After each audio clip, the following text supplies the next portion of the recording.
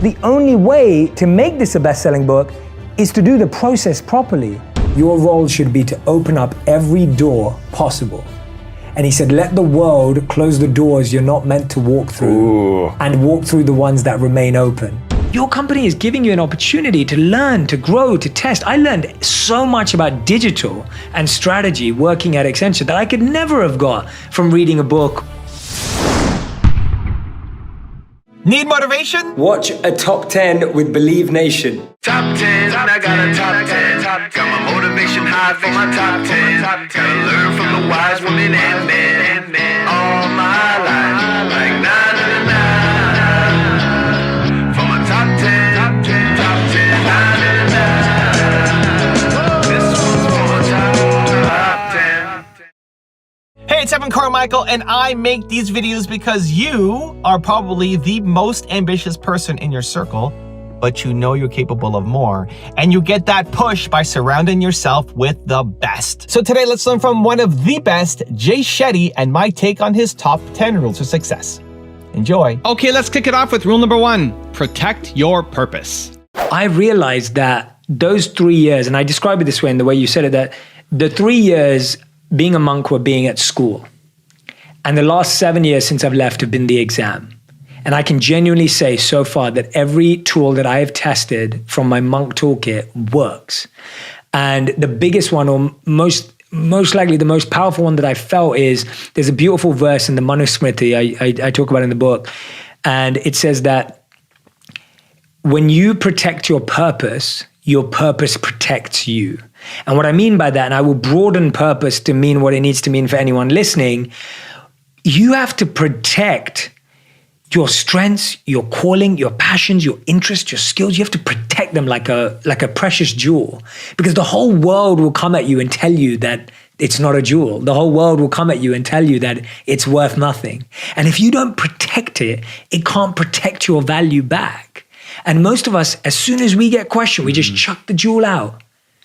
We just chuck it away and we go, oh yeah, that wasn't worth anything.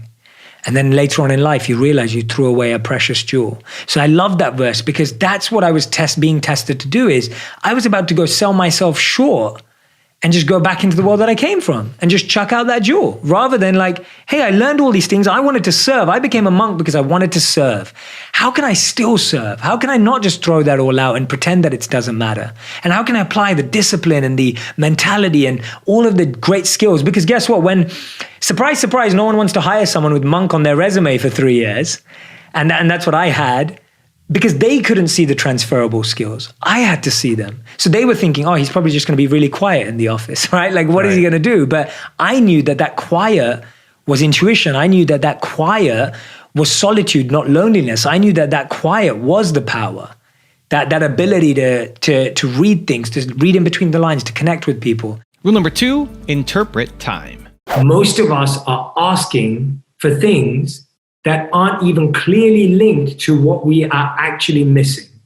And so I'll give an example of this. I have so many clients that I coach, or so many people that I work with, where the number one thing they want from their partner is time.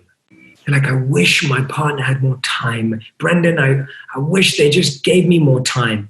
Now, the amazing thing is me and Brendan are giving each other time right now, but what if I was like this the whole time? Right. What if Brendan was writing another best-selling book at this time? And we kind of talk, but imagine we did that the whole time. Right. It looks like you're present there with them, but you're not. When this is like a force field between you, your phone, your task, your thing. I love that time. Yeah, that's so good. This could be a book. This could be a newspaper. This could be email, whatever it is. But it's interesting. People say, I want more time. And so people come back from a weekend away, and then they'll go back to their partner and be like, I wish we spent more time together. And the other partner's going, well, we just went away on a weekend. And they're thinking, but you were at the beach and I was with the kids, and that wasn't. So what are people really asking for? I've realized that over this time, people are asking for 3 things when they're asking for time. They're asking for presence, they're asking for attention, and they're asking for intimacy. That is what people are actually asking for. Beautiful. Say the word time, and so we misunderstand it. Rule number 3, open up all possible doors.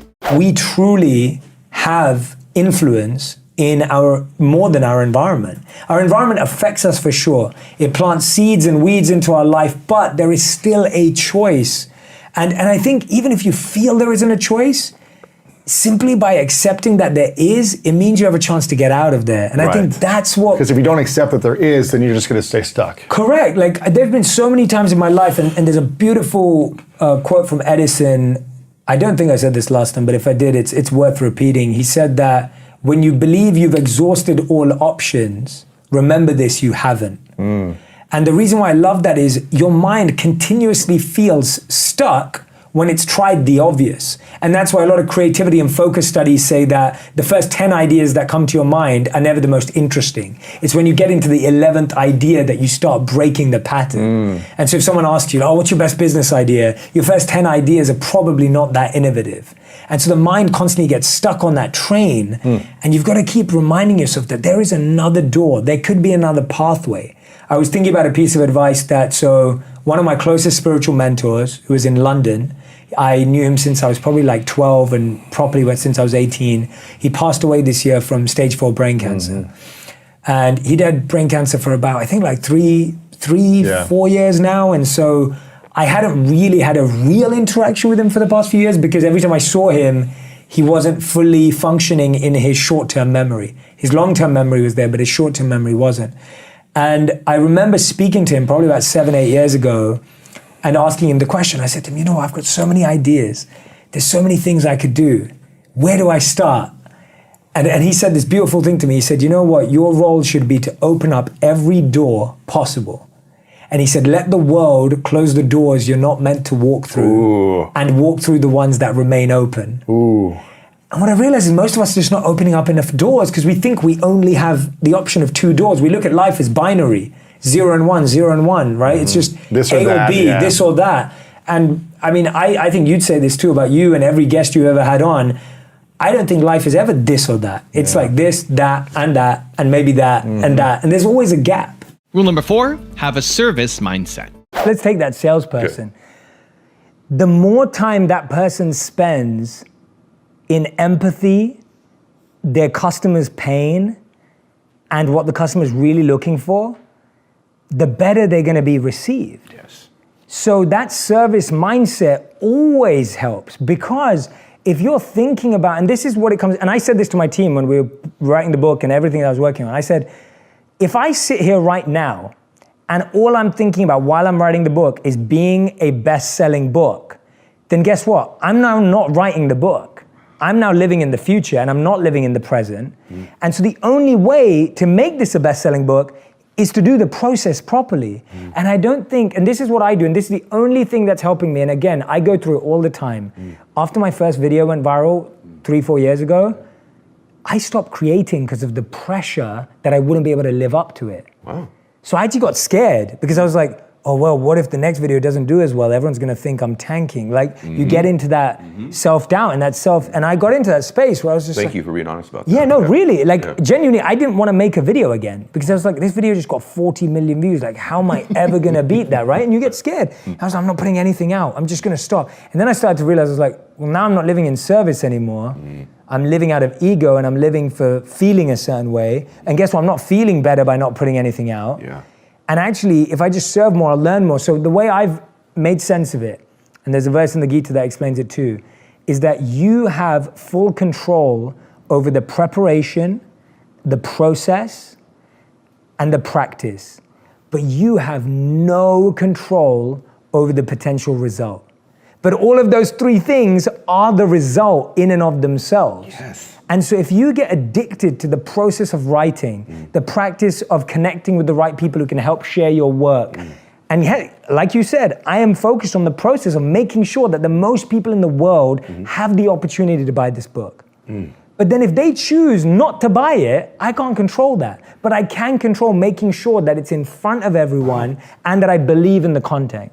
And that to me is not attachment, that to me is not ego, that to me is trying to live your best life. I mean, like, if you didn't just try, if you're like, I wrote this book, but who cares? Yes. I mean, that's not service either. Because the way I explain it, and I'm not claiming that this is it, and I'm not trying to say I'm it, I'm trying to say that I think we all feel this way. If you or me see an amazing movie, we want to tell everyone about it. If you read an amazing book, you want to tell everyone about it. If you found the cure to cancer, you tell everyone about it. For me, I got to live an incredible life thanks to these amazing teachers I met. Yeah. I just want to tell everyone about it. Like, that's all I'm doing. Yes. But I want to tell everyone because of how powerful it was. Hey everyone, I have been reading a bit from my friend's book, Evan Carmichael, Built to Serve, and I wanted to share this with you. So, according to a study by Carnegie Mellon University, people with supportive spouses are more likely to give themselves the chance to succeed. They studied 163 married couples and found that people with supportive spouses were more likely to take on potentially rewarding challenges. Those who accepted challenges experienced more personal growth, happiness, and psychological well-being. Now, I can truly say that I've experienced that in my life. When I first met my wife, I was just starting out. I had never released a video. I hadn't created any content. And she was such an important part of feeling supported on that journey. So whether you're in a relationship, whether you're dating, whether you're married, or even if you're single, being supported by friends and a strong community is important. Built to Serve by Evan Carmichael. Great book on how you can find your purpose and also on reminding us that we can all make a difference in the world. Thanks, Evan. Rule number 5, take advantage of every opportunity. So I end up creating this social media role at Accenture where I'm creating all of this content. I'm learning how the biggest brands in the world use social media. I'm working with executives on social media presence and understanding Twitter and LinkedIn. And I just get exposed to this incredible world. And that's where I get to learn these skills. It wasn't that, like I never created, viral content while I was at Accenture, but it just started opening up my mind to what was possible, right? It was just like, oh, these are the tools. Feeling comfortable with failure, getting it wrong. It gave me a playground, right? It gave me an opportunity. And this is what anyone who's listening in to this right now or watching this and you're working at a company, your company is giving you an opportunity to learn, to grow, to test. I learned so much about digital and strategy working at Accenture that I could never have got from reading a book or going to a course or a seminar because it was there. Like I was there with it every day with a company that was 500,000 people, a global organization. So that's when I hear that people are dissatisfied with their jobs and their companies, my biggest question is, have you learned everything you possibly could from that place? Because the truth is, you could find a lot more meaning and passion in a place that you don't want to be in because you realize it could be the answer and key to what you could do in the future. And there is so much to gain. Yeah, that's a cool lens. Rule number 6, find your strengths. In life, there are two aspects that impact everything, our thinking and our actions. And I read a quote the other day that was saying that the mistake we make is that we either act without thinking or we think without acting. And I think that's where most people are. If you're feeling stuck or you're like, I'm not sure what I'm doing right now, you're either doing too much thinking or you're doing too much acting. So you're just doing a lot of stuff, but you don't know why you're doing it, or you're just sitting there procrastinating every day and you're doing it. So I'd say it's both. So the first thing I would say to you is take a moment and speak to 3 different people. Speak to a family member, a friend, and a colleague, and ask them this one question. What strengths do I have? What do you think is my superpower? What skills do you think I bring? Emotional, strong, soft, hard, whatever it is. Do that first. Get that sense check. Second thing, for the next month, take off every weekend, 8 days, because there's 8 Saturdays and Sundays altogether in a month, and book a different course, workshop, seminar, online, offline, go to an event, shadow a friend, go and spend time with an aunt, uncle who's doing the career you want. Go and have 8 new experiences. And after each of them, sit with yourself and ask yourself, did I like that, yes or no? Whether you liked it or not, ask yourself, why did I like it or why did I not like it? And then ask yourself, would I like to do it again? And if the answer is yes, yes, yes, guess what? Go do it again. Wow. And if the answer is no, no, no, don't do it again, leave it out. But if you've had 8, and this is the problem, we do that over a year. We do that over 8 years.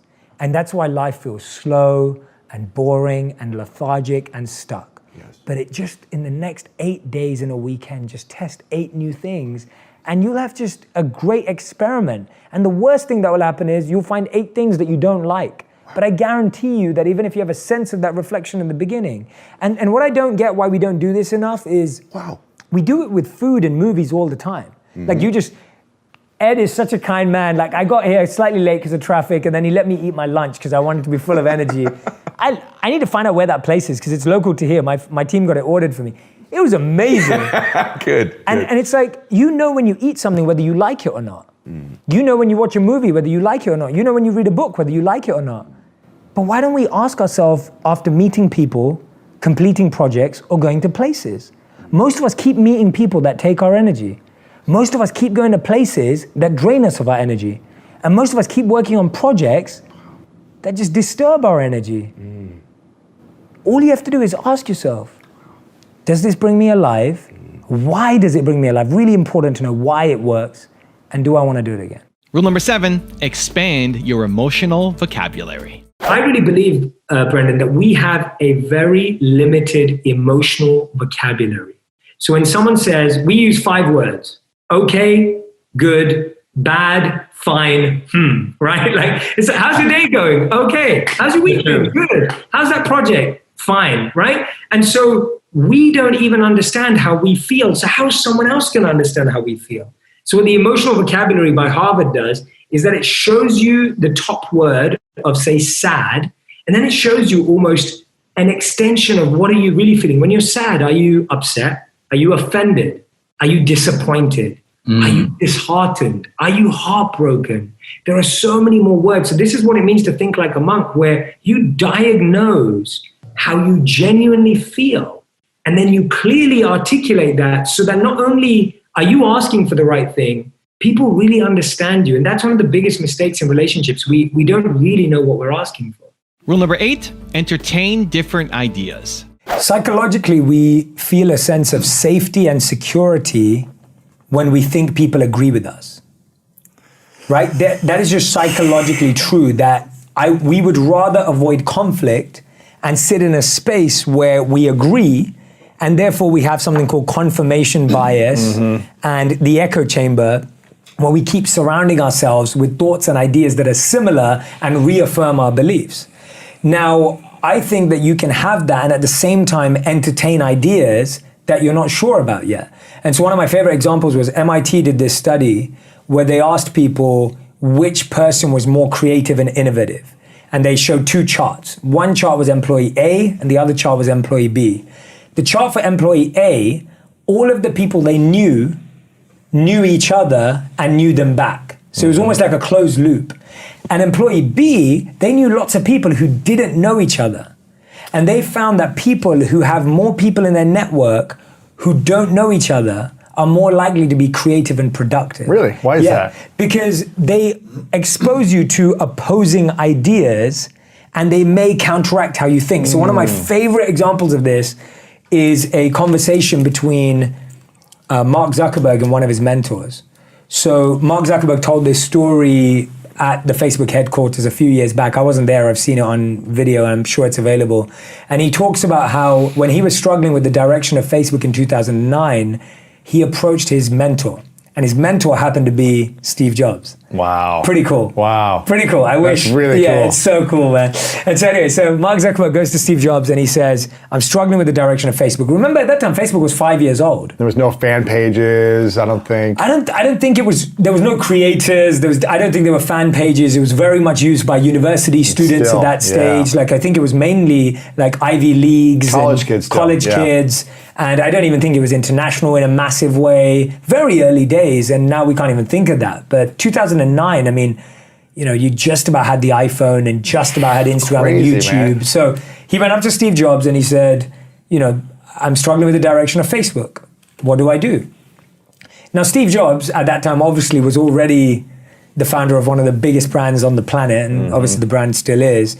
He had access to investors, he had access to business coaches, I'm sure he had access to life coaches, he had access to Health experts and everything. He had access to anything. Like I don't think there's Scientists, whatever, yeah. scientists, PhDs, I don't think there's anyone in the world who Steve Jobs couldn't have called up at the time. And Steve Jobs said something amazing. He said, you know what, Mark? I think you should go and live in an ashram in India. He did not. He did. No It's way. a true story.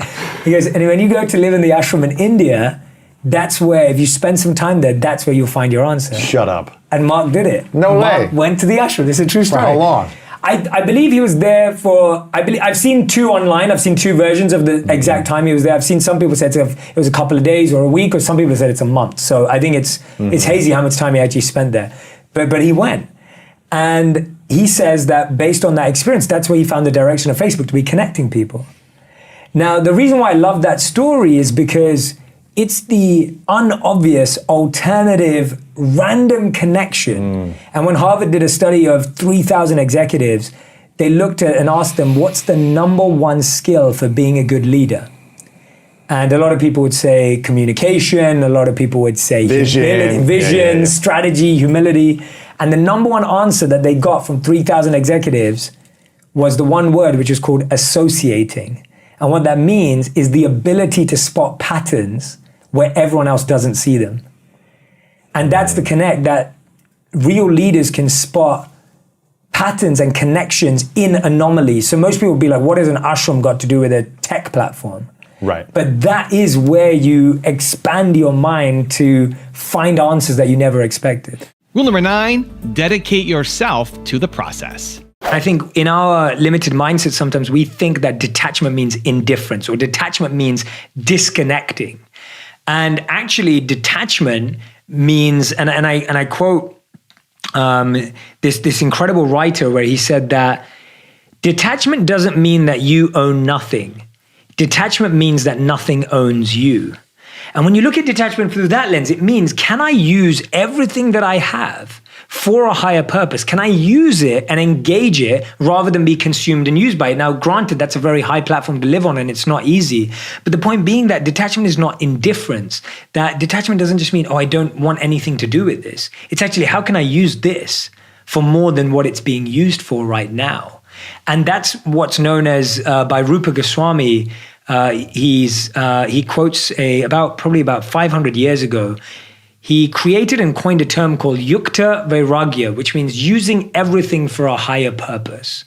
So he talks about how real renunciation, real detachment, real asceticism is, how can I use this for something more than myself? And it's not about just getting rid of it. And I love that principle. And I think that that's a very practical principle that we can all employ living in the real world. So for monks, detachment is real. Like, we didn't have beds, right? We didn't have a place that we slept. We slept in a different place every night. But if you're not a monk and you want to apply that same principle, this is how you think about it. You recognize that I don't want to be in a position where I am consumed by everything.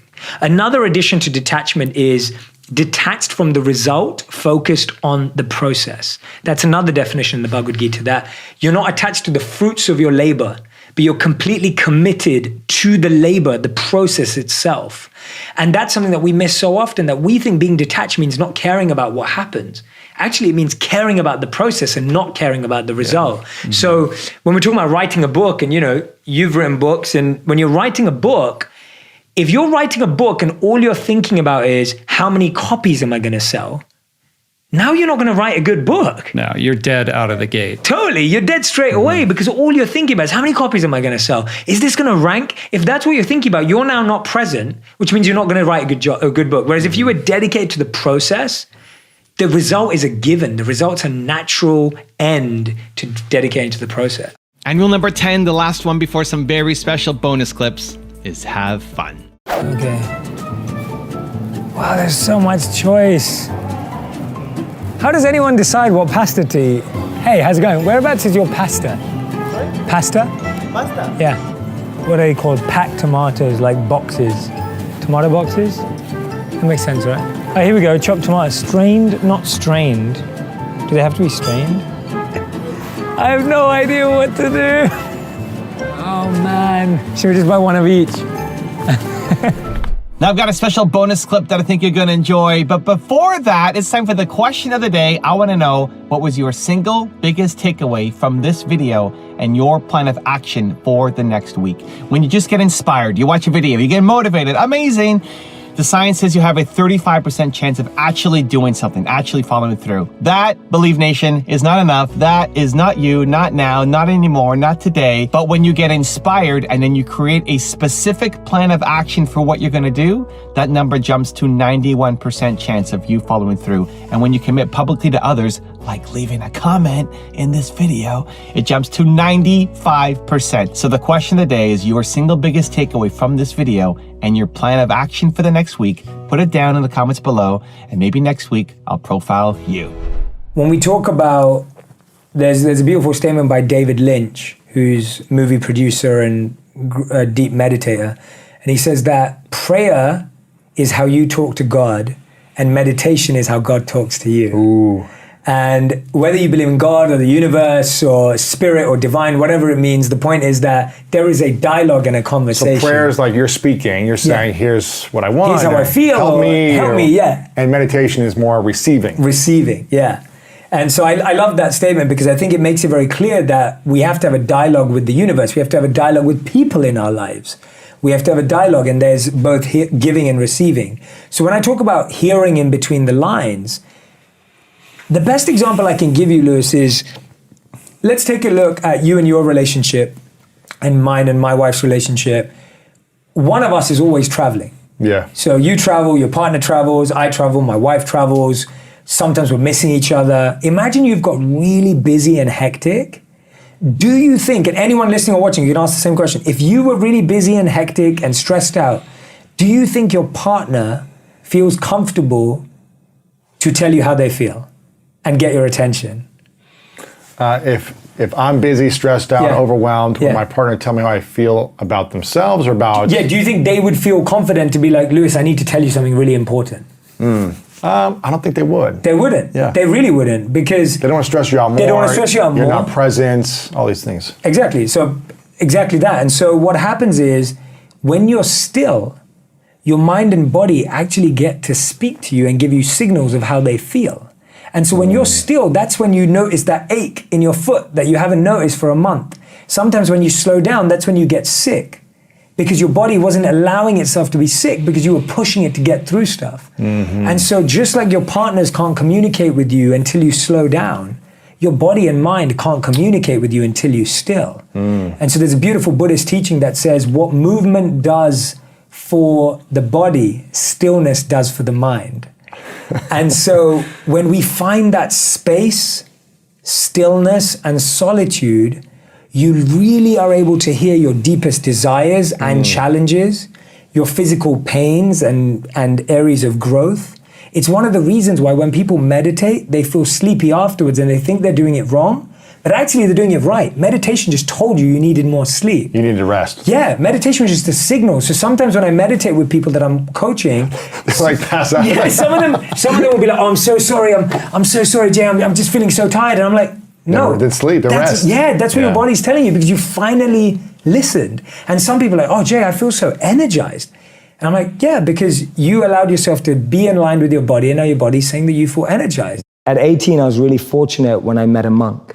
And this monk was invited to speak. And I kind of just went because one of my friends forced me to. At that time, I was listening to CEOs and entrepreneurs and business people and marketers who I thought that's what I was aspiring to be like. And then I hear this monk. And he captivated me like no one had ever captivated me before. It was like staring at the most beautiful woman on the planet. You know, I was completely fixated on him and his message. See, we live in echo chambers. We're just surrounded by the same thinking.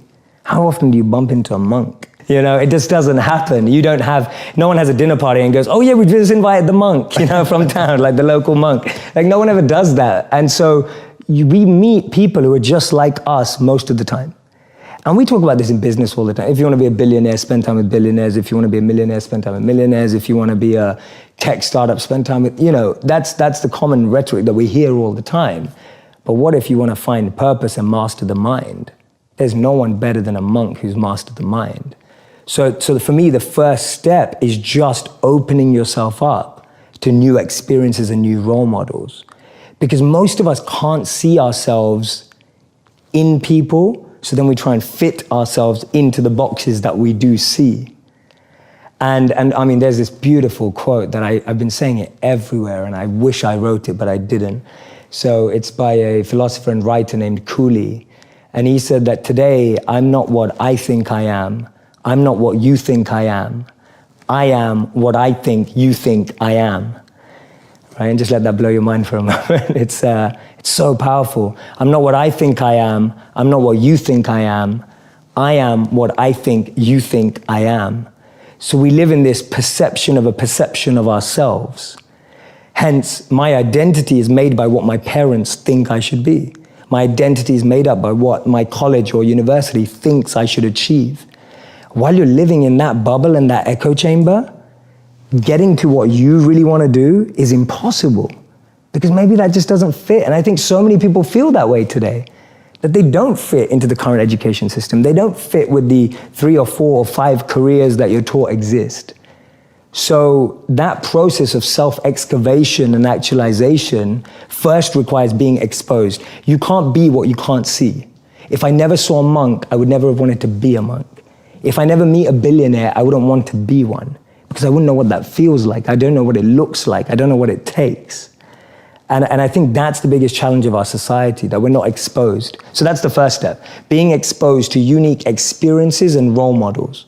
Second step is finding that experience or role model that you're passionate about, and exactly like you said, taking it seriously. Shadow them, network with them, spend time with them, observe them, even from afar. It takes that observation, being addicted to observing that person's lifestyle.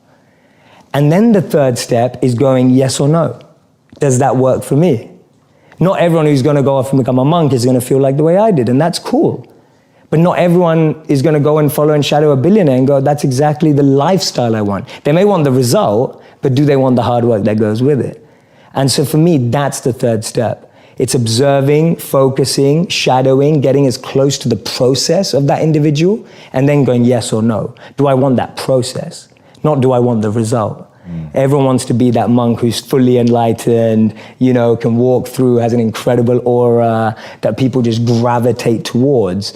But when you realize he has to wake up at 2 a.m. every day and sleeps about 4 to 6 hours, you're like, I don't want to do that. That doesn't sound like me.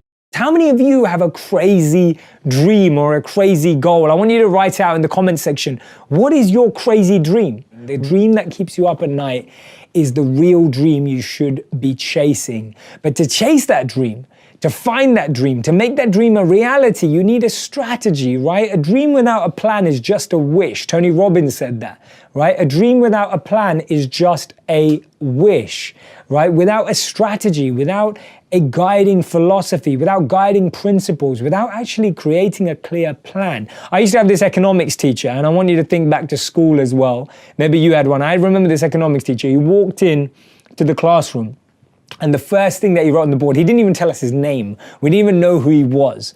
And he turned up, he went inside the classroom, and he wrote on the board, he said, failing to prepare is preparing to fail. And all of us just burst out laughing. This guy hadn't even told us his name yet. But on the board, he wrote, failing to prepare is preparing to fail. And now when I look back at that, and as I grew up and hopefully became a bit more mature than I was in high school, I remember thinking about that statement. I'm thinking, how true is that?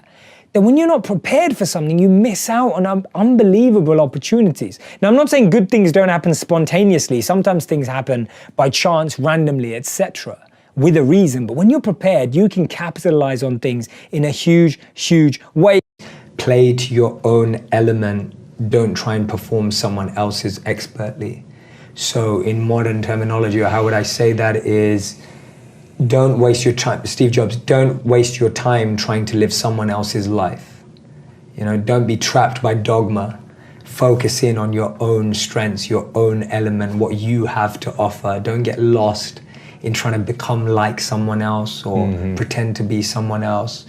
There's a beautiful, one of my favorite quotes by Einstein and then Steve Jobs again. Einstein said, if you judge a fish by its ability to climb a tree, it will spend its whole life believing that it's stupid.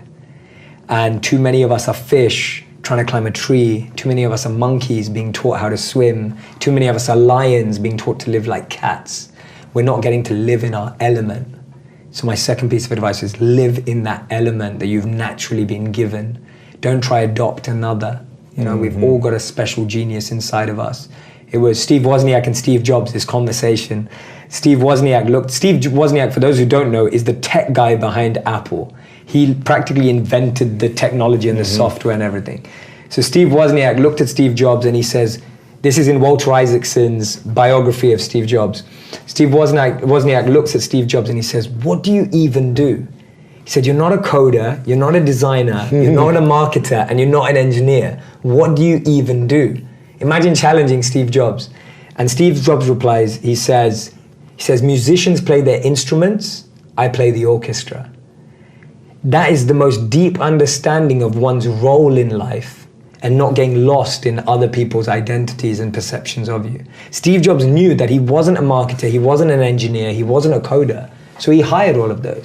Whether it's David Beckham taking one of his famous free kicks, or whether it's Lewis Hamilton winning the Formula One, or whether it was Steve Jobs about to give one of his famous keynotes, the most underrated skill was this: visualization, the recreation of images, sounds, and environments before it has happened is one of the most powerful skills in the world. A very powerful meditation and mindfulness practice, visualization has been used for centuries to help prepare the mind, the body, and the consciousness for upcoming challenges, situations, and circumstances. Some of the world's greatest athletes use visualization as a way to prepare for big games, the big day, musicians for their new concerts and tours, and CEOs for their very important meetings. We usually don't practice enough. I realize that if you really want to be good at something, you have to invest in it with all your life. You have to become addicted and absorbed to improvement and growth. That means being open to feedback. That means being open to what the experts have to say about you. It means not being attached to your ego and how you feel about yourself, but opening up yourself to an expert group of people to give you insights on how you can grow, evolve, and perform at a higher rate. And linked to that is practice. It's literally impossible to do something perfectly the first time you do it. The more you do it, the better you get. And we think practice is a cliche that we hear all the time, but actually, it's that truth. It's so simple, you might miss it.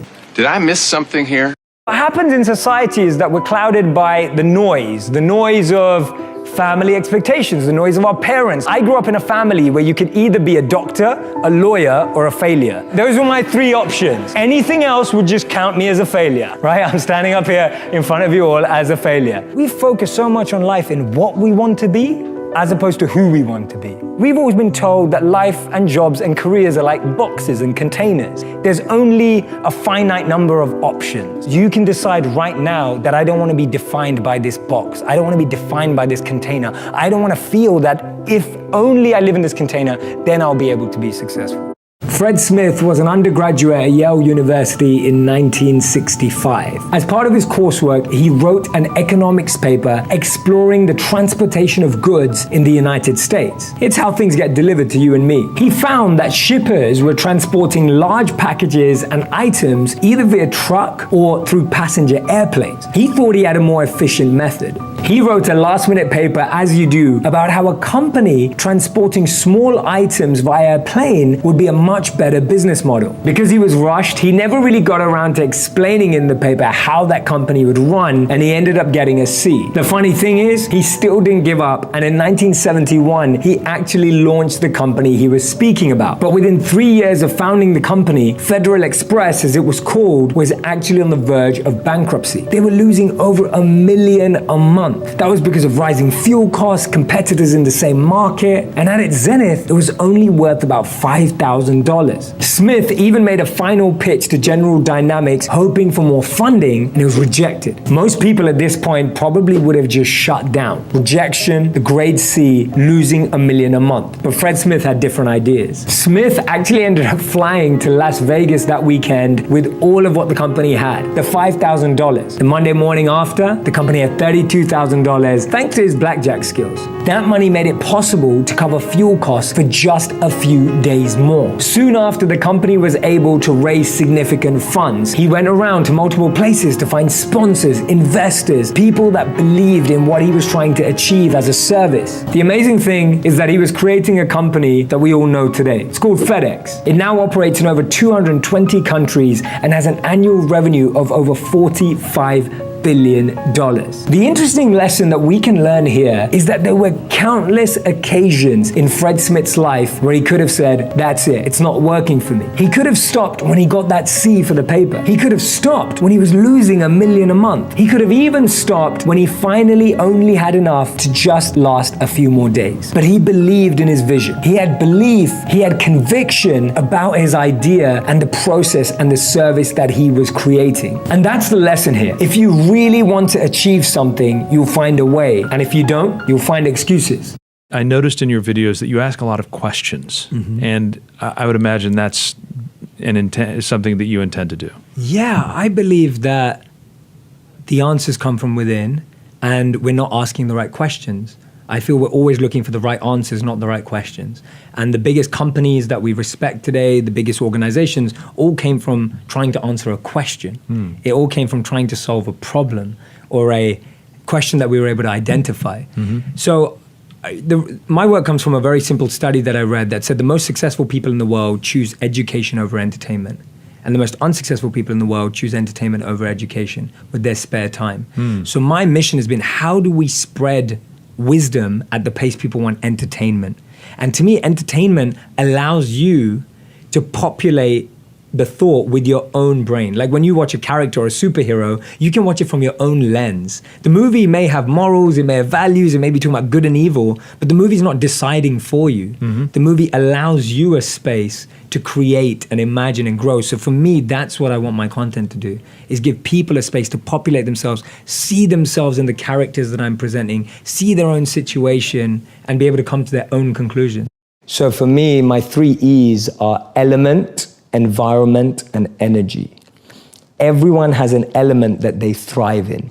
If you take someone out of it, their element, they won't be the same. A modern day example would be Michael Jordan. He was incredible at basketball. You took him out of basketball, put him into baseball, no one remembers his career. We're talking about one of the best athletes of all time.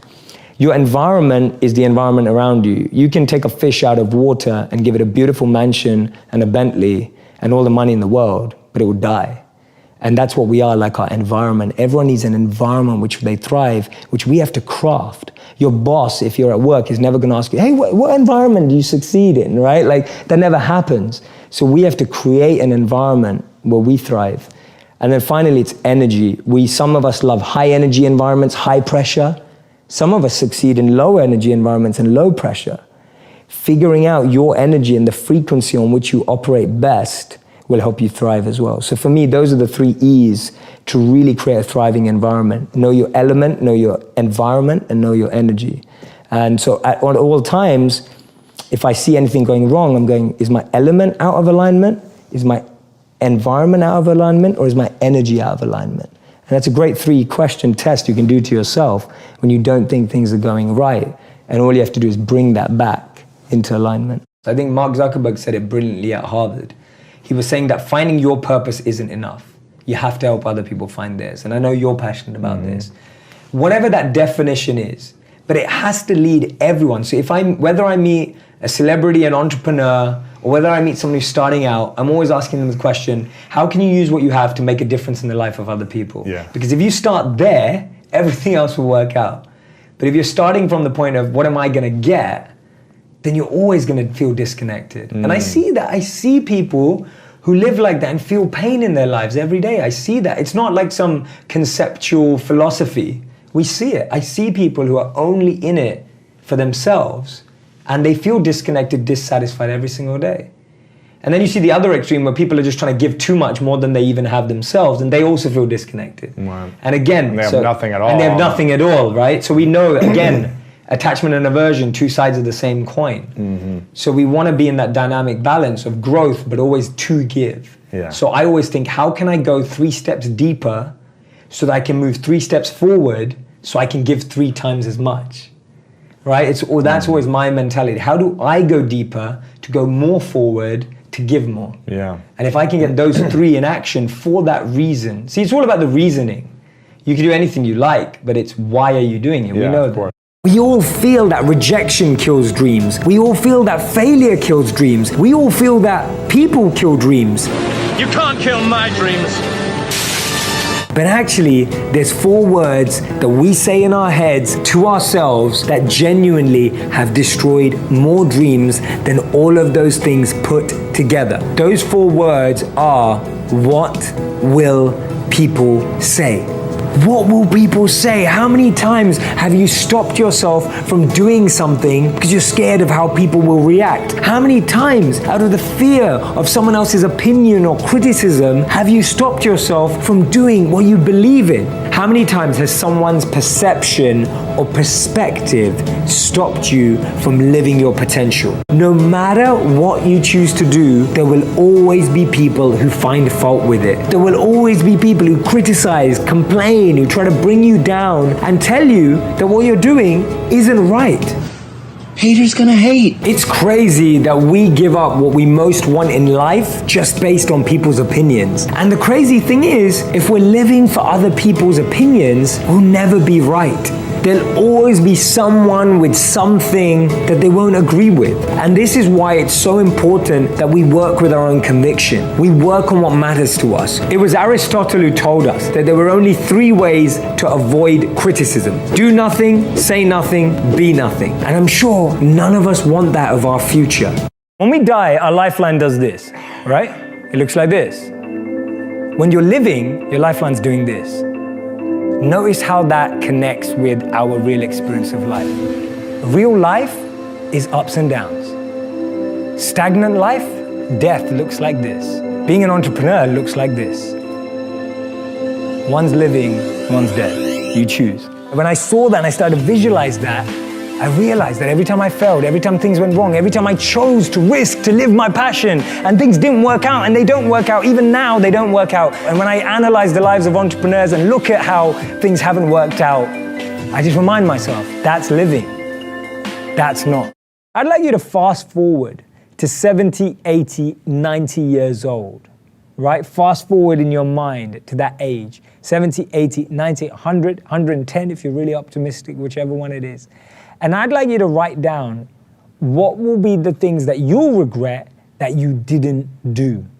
Imagine you're that age, ask yourself the question, what will I regret that I didn't do? Not what you did do, but what you didn't do. Write it down, make a long list right now. Get a pen and paper out and write it down. Don't do it on your phone, don't do it on your laptop. Actually get a pen and paper and write down your answers. What will be the things that you regret that you didn't do? Right? Really think about it. Will it be learning a new language? Will it be moving home? Will it be telling someone you love them? What will it be? What would it have been? Write it down right now. Now, the incredible thing about this question is that you're using the future to empower the past. Whatever answer you have in that question, whatever your answer is, you can do it right now, today, starting today, because you're not that age yet. And even if you're 64 and you're tuning in 70, 80, 90, you're still there, right? It's still possible. You can start doing that right now. It's empowering the present with the future. There is nothing stopping you from making it happen right now. You don't have to feel that way when you're 70. You don't have to feel that way when you're 80. You never, ever have to feel that way if you start doing it right now. And you can do it right now. Even if it feels impossible, you can start working on it right now. You can start trying right now. You can start making plans right now because you're not there yet. And this is where you start. This is where you start making it happen. It's all in the now. Ideal life for me is a life, and this applies to a company, an organization, an institution for me, is an ideal life is when we all have a head, a heart, and a hand, all 3 elements together, working in alignment. Without one or the other, we start to lose something. If you only have a head and a heart, you'll find that life is stable. And define each of those. Yeah, sure. So a head is the clarity of vision. What you want. What you want. Knowing what you want, the way you picture life, and being able to navigate and make the decisions to get there. That's a good head. A good heart is being able to understand what your intuition and heart wants, being able to connect and tap into that understanding deeper and beyond the vision you may have painted for yourself. So I often say to people that you'll get to where you want in life, just not in the way you imagined. And that's because the path that's paved up and down is far different to the path we pave. So you can have a great head and a great vision and a great mission and know where you want to go, but if your heart's not able to have that resilience and be able to adapt and have compassion and care and all of that, then you're not going to be able to make the toughest decisions without your heart. But to be able to realize that we need to care and be sustainable and long-lasting requires a heart. And a hand is that service, wanting to pass that on, that which you have, wanting to give it forward, pay it forward. The idea of serving with what you have. I often say to people, your passion is for you, your purpose is for others. Your passion makes you happy, but when you use your passion to make a difference in someone else's life, that's a service, that's a purpose, and that's the hand. So those are my 3 elements of an ideal life. Just around 2 years ago, I had this idea. I wanted to share wisdom at a pace we wanted entertainment. I wanted to share wisdom in a way that it could connect, resonate, and deeply evolve the lives of people all over the world. For 10 years before that, I'd been working with individuals, groups, coaching at universities, companies, and all of these opportunities, but I really wanted to serve and connect with everyone across the world. I wanted to make wisdom accessible to anyone who had one of these. I have one of those. So I was excited, I had the energy, the enthusiasm, and I was pitching my idea to every single company that was online. Now remember, this is before I ever made a single video, before any of you knew who I was. Who's this guy? I applied to not 10, not 20, but 30 online media companies, hoping that one of them would like my series idea. I waited a day, I waited 2 days, I waited a week. I was rejected by every single one of those companies before interview. None of them invited me for a phone interview. None of them invited me for a video interview. None of them even connected with me in any personal way. That's rude. I said to myself, it doesn't matter. Let's see what else I can do to try and make my goal a reality. What else you got? So I tried to network with people who may be able to give me a chance. I got one answer and one answer only. They said, you're getting older now. Most of the people who want to break into this industry are around 21 years old. Just don't worry about it. Other people said to me, look, you need to go get a media and journalism degree or a master's and then we'll take you seriously. Literally, I was getting rejected from every single person I spoke to. But inside of me, I had this desire, I had this calling, I had this mission, I had this vision that I wanted to share everything that I had learned with people out there. I genuinely tried every single possible method I could to break into the media industry, to the point that the only thing that was left that I could try was to start a social media channel. And of course, you know the rest. The most incredible thing is that it reminds me of a really powerful thought from Thomas Edison. He once said, when you believe you've exhausted all options, remember this, you haven't. That thought stayed in my mind the whole time. What I learned from all of this rejection, from all of this failure, from all of these clear no's, was one really important thing. And today, I want to give that as a gift to you. Me? If you have a dream, you have an idea, you have a vision, we have to take the responsibility to prove our worth before we expect anyone to value our talent. When I started crafting and creating my own videos, teaching myself how to edit, learning how to produce, understanding the mechanics of social media, when I started putting my energy into that space, that's when people started to take notice. That's when people started to listen. That's when things started to happen. This is nice. It's when I decided to take the responsibility for sharing what I was passionate about with the world and not waiting for someone external to validate me or give me permission or allow me to do that. That's what made the difference. If you're feeling you've been going through a lot of rejections, ask yourself this. Is your deeper passion and calling making you want to move further? Number 2, have you truly knocked on every single door? And number 3, are you working hard on investing in your expertise and passion so that you really have something impactful to offer? Have you ever seen someone successful or famous and thought, I could do that better than them? So what's the difference? Why is it that they're out there achieving their goal while you're not able to? See, people underestimate the value of volume, the potential behind how many doors are you ready to knock on? How many tweets are you willing to send? How many people are you willing to ask for help and ask for their guidance and steers? We hardly achieve anything the first time we try. The people that have made it, it's on their 10th, 20th, 100th, sometimes 1000th attempt. So don't underestimate the power of volume. Don't underestimate what's possible when you go out there and speak to everyone that you know. One of the things that, when things don't work out, one of the things I've been telling myself and also thinking about a lot is, apart from the fact of learning, which we'll go into, is just that space of actually understanding that there may be a different route. See, we get so attached to having one route, one method, one way of working. We believe that there's only one pathway to where we want to be. There's this conveyor belt of things we have to do, whether it's, get a degree, find a partner, buy a house, play golf, whatever it is, like this conveyor belt of efficiency and productivity that we hear that becomes a part of our natural progression. And when that breaks apart, that's when we start to worry. That's when we start to think. But notice that actually it's a lot better when that happens earlier in life. See, regret has some really important roles. The first one is that it helps us make sense of the world from our perspective for one of the first times. See, most of us have spent our lives learning what's important to us based on maybe what families thought, what communities thought, what parents thought, what education taught, whatever it is.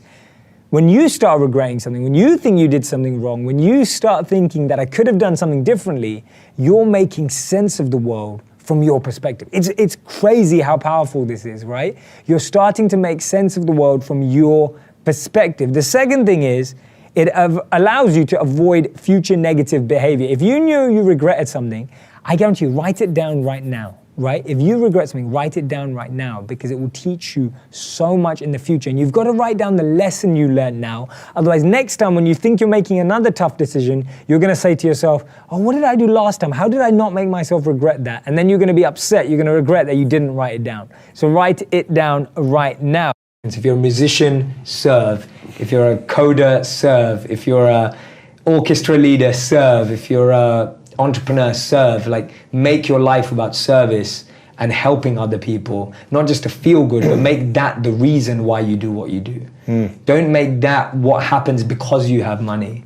Make that the reason you do what you do. Yeah. And if people start with service, then you'll experience love, then you'll experience compassion, then you'll experience gratitude. Service is, Gandhi said it, you find yourself when you lose yourself in the service of others. And that's the deepest level of self-actualization. So know that you're the soul and the consciousness, not the body. Know that you have a unique genius and don't settle for any less. And use both of those to serve other people as the reason for the first. I remember this video that went viral around 2 years ago, where this young girl, around 2 years old, started to crawl and walk in her parents' living room. She went up to the television screen and she decided to try and get it to swipe. She started doing this with her little hands and fingers, hoping that the television screen would swipe. To her complete bewilderment, the television screen did not swipe. Oh, come on. All of a sudden, tears started to run down her eyes because she, in her 2-year-old life, had never come across a screen that didn't swipe. It doesn't work. What do you mean it doesn't work? It doesn't work! She probably used her parents' iPad or laptop. She used her parents' screen, and she'd been seeing screens swipe for 2 years, but this screen did not swipe.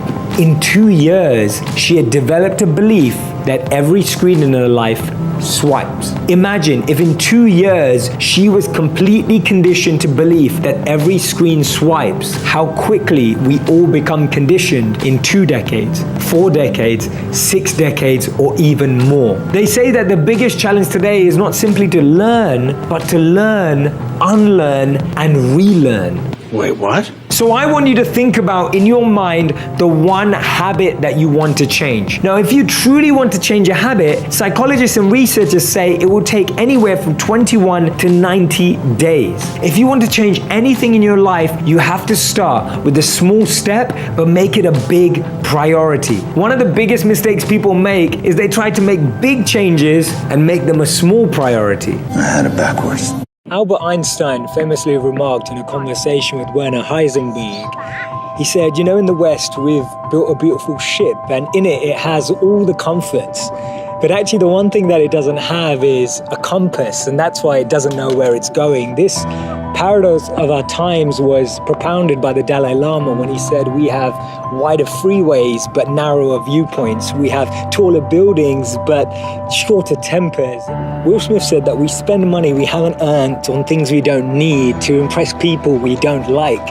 And it's phenomenal how the same technology that brings us close to those who are far away takes us far away from the people that are actually close. 30 billion WhatsApp messages are sent per day, but 48% of people say that they feel lonelier in general. The paradox of our times is that we have more degrees but less sense, more knowledge but less judgment, more experts but less solutions. It was Martin Luther King who said that the irony of our times is that we have guided missiles but misguided men.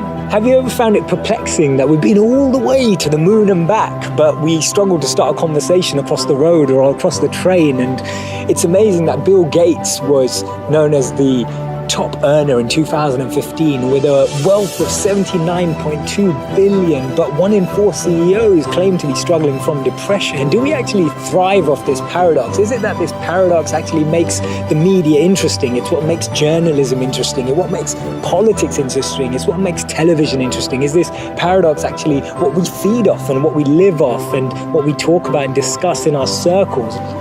Doesn't it seem that we've tried to clean the air but polluted our soul? We've split the atom but not our prejudice, and we're aiming for higher incomes but we have lower morals. So I'm hearing you ask, how do we bring a change? How do we dissect this paradox that exists in our lives? And it starts by us, each of us, pressing pause, pressing reset, and then pressing play again, taking a moment to become more conscious, taking a moment to become more aware, taking a moment to really reflect on the consequence, the implications of a misplaced word, of an unnecessary argument that we all know we didn't need to have, or to speak to someone just slightly differently, in a different tone, in a different voice, in a different empathy, with a different perspective, just to really connect with people on a different level. This thinking out loud started from Albert Einstein, and I'll track back to him when he actually said that the problems we have today can't be solved with the same thinking we used when we once created them. So actually we need to research alternative teachings. We need to deep down dig into those ancient books of wisdom. We need to go back to understanding if there's anything written in those creased pages of time that can actually reveal more knowledge and more wisdom of how we can transform our experience of life today. Otherwise, this paradox means that every step forward we take, we're taking 3 backwards every time. I believe that wealth is beautiful and brilliant. It can do incredible things in the world when used to make a difference. When we use any wealth that we have to make an impact, to use it to make an influence, to help, serve, and support the lives of others. But today, I want to talk to you about a different type of rich list. There's more than one. One of my favorite teachings about wealth has been this. You can tell how rich you are by counting the amount of things you have that money cannot buy. There's a beautiful quote by Jim Carrey where he says, I believe that everyone should become rich, famous, and achieve everything they want just to realize that it's not the point. That would be nice.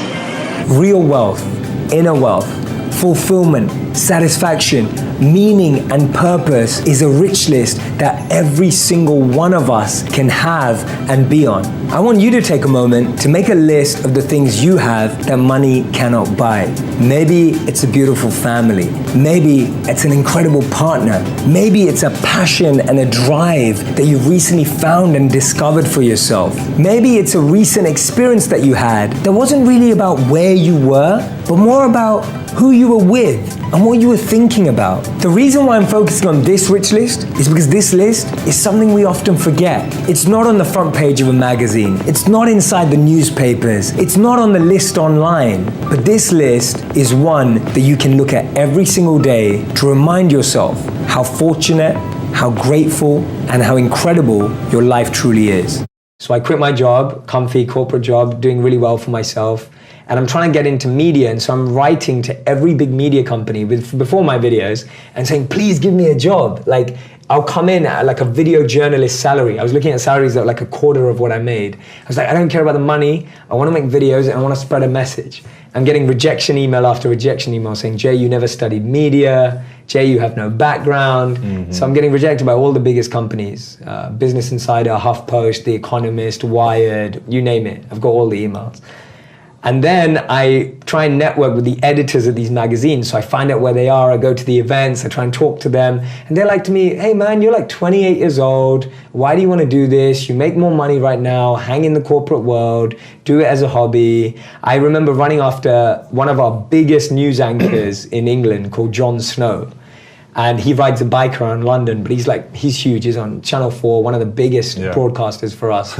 And so I run after him when he's on his bike, and I'm like, John, please stop. And he stops. He's really kind. I say, John, can you please give me a job? I don't even want to get paid. I'll just watch you. And because he creates these powerful documentaries. He's interviewed the best of the best, like Mandela and all this stuff, life-changing conversations. And he goes to me, he gives me a card, and he goes, Jay, go get a master's in media and then come back. And I'm thinking, I've spent 2-3 more years. Yeah, exactly. I've got to go back. Anyway, so I came to a point where I literally had no other option than to start a YouTube channel. And my honest limiting belief at the time was that doesn't work for anyone. And that's what I said to myself. I was like, it's not going to work for anyone. But I literally had exhausted. I think it's Thomas Edison who says, when you feel you've exhausted every option, remember you haven't. And I'd come to that point where I felt I'd exhausted every option apart from starting a YouTube channel. So I launched the channel Jan 3rd, 2016, 2 years ago, and it's doing pretty well. Flow or flow state is defined as the optimal state of consciousness when we perform at our best, feel at our best, but also at the same time, ego falls away, time flies, we're conscious but subconsciously experiencing our own art. It's when we're fully immersed, absorbed, and addicted to simply creating. Now, I'm sure you've all had moments when you felt that, whether you've been playing sports, an instrument, traveling, maybe looking at a beautiful scenic view, or maybe just in a really engaging conversation. But I'm going to share with you how we can experience more flow in our lives because it heightens our sense of joy or curiosity. So the two variables of flow are challenge and ability, and flow is where challenge and ability collide or meet. If your answer to my question earlier is that you often feel bored, it's usually because your skills are higher than your challenge. Everything seems easy, it's not exciting anymore, there's nothing new you need to learn, and you feel like you can do things effortlessly, but not in a way that excites you or empowers you, but in a way that almost drains you and makes you feel more lethargic and lazy. I'm bored.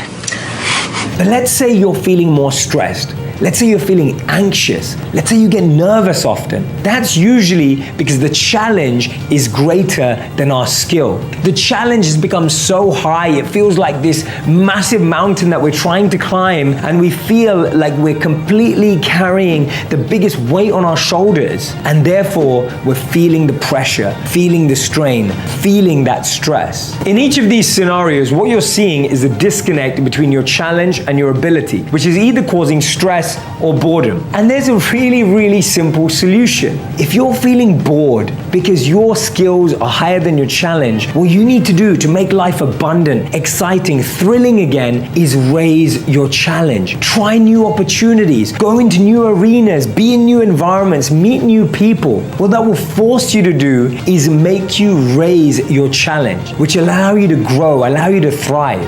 And if you're finding that what you experience more often than not is stress, is pressure, is pain, then the way you combat that is by increasing your skill level. Try going on online courses, learn from mentors, go on an apprenticeship, see who you can learn and be coached by and guided by to improve your skills. What that will help you do is meet your challenge with a higher skill set. You'll now be able to walk into a challenge with confidence that you'll know how to navigate the various things the challenge will bring into your life. Flow state is this beautiful space where we completely surrender to the art and allow the energy to truly flow through us. It's something I've personally experienced and want you to experience in your life as well.